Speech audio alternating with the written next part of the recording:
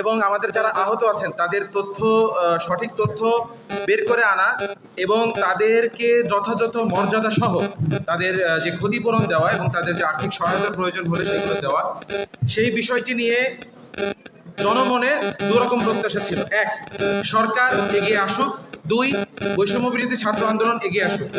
জনমনে যেই আশাটি ছিল তার ভিত্তি হলো এই মানুষগুলো আমাদের জন্য আমাদের ডাকে সাড়া দিয়ে এসে পুলিশের গুলি খেয়েছেন, বিজিবি র্যাবের গুলি খেয়েছেন, আর্মির গুলি খেয়েছেন, তারা শহীদ হয়েছেন, আহত হয়েছেন, সুতরাং তাদের দায়িত্ব নেওয়া আমাদের প্রয়োজন। এই বিষয়টিতে আমরা খুব স্পষ্টভাবে আগেও বলেছি যে বিগত যে সরকার ছিল তারা গুলি করেছে, বিগত যে রাজনৈতিক দল ক্ষমতায় ছিল তারা তাদেরকে আহত করেছে। তো আমরা যখন নতুন সরকার পেলাম, আহত এবং শহীদদের দায়িত্ব নেওয়ার প্রধান দায়টা ছিল সরকারের, আমাদের নয়। এই কারণে আমরা যেটি চেয়েছি সেটি হচ্ছে সরকার, এটি কোনো রাষ্ট্রীয়ভাবে চলতে পারে না যে সকল দায়িত্ব ছাত্ররা নিবে, সকল কিছু ছাত্ররা চালাবে।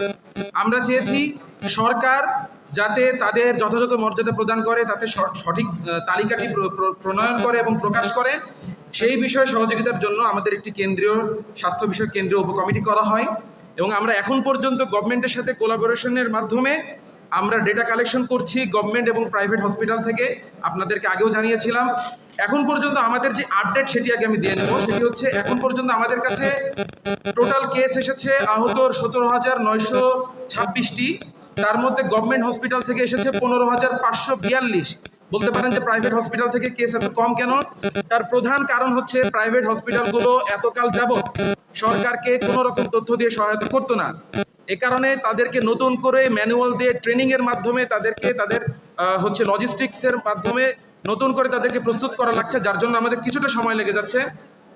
আমি আরেকটু বিস্তারিত দিয়ে দিই। আউটডোর কেস আছে 10,739, ইনডোর কেস 6,748 এবং ব্রড ডেড যাদেরকে মৃত অবস্থায় হসপিটালে আনা হয়েছিল তাদের সংখ্যা মেডিকেলি ভেরিফাইড 439 এবং টোটাল ডেথ হচ্ছে 617। এর মধ্যে ডিসেবিলিটি যারা অঙ্গহানি হয়েছেন, সম্পূর্ণরূপে পা বা হাত হারিয়েছেন, তাদের সংখ্যা 201 এখন পর্যন্ত সরকারি হিসাব মতে। তবে এখানে আমাদের কিছু বলার আছে।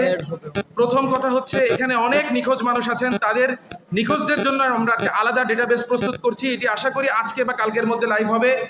দ্বিতীয়ত, সরকারি এর আগের যে গুন্ডা, ছাত্রলীগের গুন্ডা পান্ডারা, যুবলীগ আওয়ামী লীগের গুন্ডা পান্ডারা জোর করে হসপিটাল থেকে আহত নিহতদেরকে বের করা হয়েছে, ডেটাবেস নষ্ট করা হয়েছে, তথ্য গায়েব করে দেওয়া হচ্ছে। এই বিষয়ে শুধু তারাই জড়িত ছিলেন না, স্বয়ং দুর্ভাগ্যজনকভাবে বলতে হচ্ছে ডাক্তার, হসপিটালের ডিরেক্টররা পর্যন্ত জড়িত ছিলেন। তাদের অভিযোগ আমাদের কাছে আছে, আমরা এগুলো সরকারের কাছে দিচ্ছি, তদন্ত সাপেক্ষে আমরা সরকার ব্যবস্থা নিবে, আমরা সেই বিষয়ে আমরা আমাদের দাবি দেওয়া জানাবো। আর একটি বিষয় বলতে চাই, যাদের হচ্ছে যে বিষয়টি বলতে চাচ্ছিলাম সেটা হচ্ছে এই যে কেসগুলো যারা আমাদের এই অফিসিয়াল লিস্টে আসছে না তাদেরকে আমরা কিভাবে ইনক্লুড করব, এই বিষয়ে আমরা দুইটা সরকারিভাবে একটি ব্যবস্থাপনা করেছি। সেটি হচ্ছে প্রত্যেকটি উপজেলা, জেলা এবং বিভাগীয় পর্যায় থেকে 3 ধাপে তথ্য নেওয়া হবে এবং ভেরিফিকেশন করা হবে।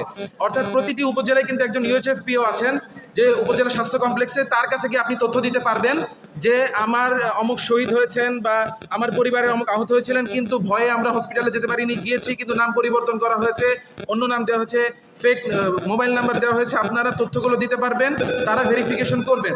দ্বিতীয়ত হচ্ছে আমরা একটি সেন্ট্রাল ডেটাবেস আমাদের পক্ষ থেকেও করব। এছাড়া বিভিন্ন এনজিওর যে তথ্য আমরা কালেক্ট করেছি সেগুলো আমরা ভেরিফিকেশনের মাধ্যমে মন্ত্রণালয়ের কাছে দিচ্ছি এবং সেগুলো তারা ইনক্লুড করছেন। এখনো সেটি অফিসিয়াল লিস্টে যুক্ত করা হয়নি। 3 নম্বর বিষয়টা হচ্ছে অঙ্গহানি যাদের হয়েছে তাদের বিষয়ে স্পেশাল কেয়ার প্রয়োজন, যাদের রিহ্যাবিলিটেশন প্রয়োজন, সেই বিষয়ে সরকার এখন পর্যন্ত কি ব্যবস্থাপনা গ্রহণ করেছে।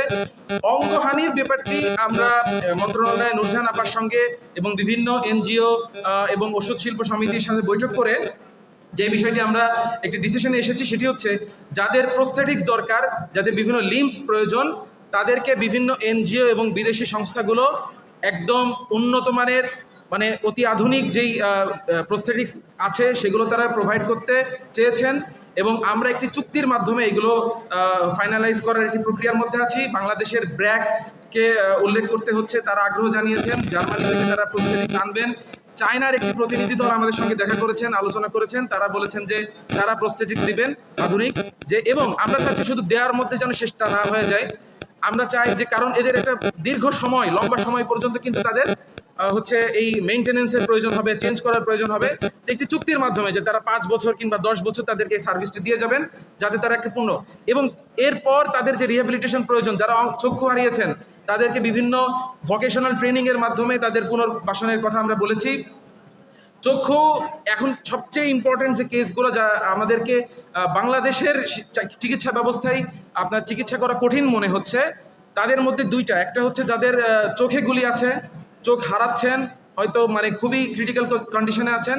আরেকটি হচ্ছে যারা অর্থোপেডিক্সের, অর্থাৎ দেখা যাচ্ছে যে অনেক উন্নত চিকিৎসা ছাড়া যারা হচ্ছে অঙ্গহানি হয়ে যাবেন, হাঁটতে পারবেন না, হাত পা হারাবেন, তাদেরকে আমরা বিদেশে রেফার করার একটি বিষয়, এই বিষয়টিতেও আমাদেরকে সাহায্য করছেন Bangladesh association of pharmaceutical industries এবং বিশেষ করে সাজেদা ফাউন্ডেশন, রেনাটা ফার্মাসিউটিক্যালস, তারা এই বিষয়টি আমাদেরকে হেল্প করছেন।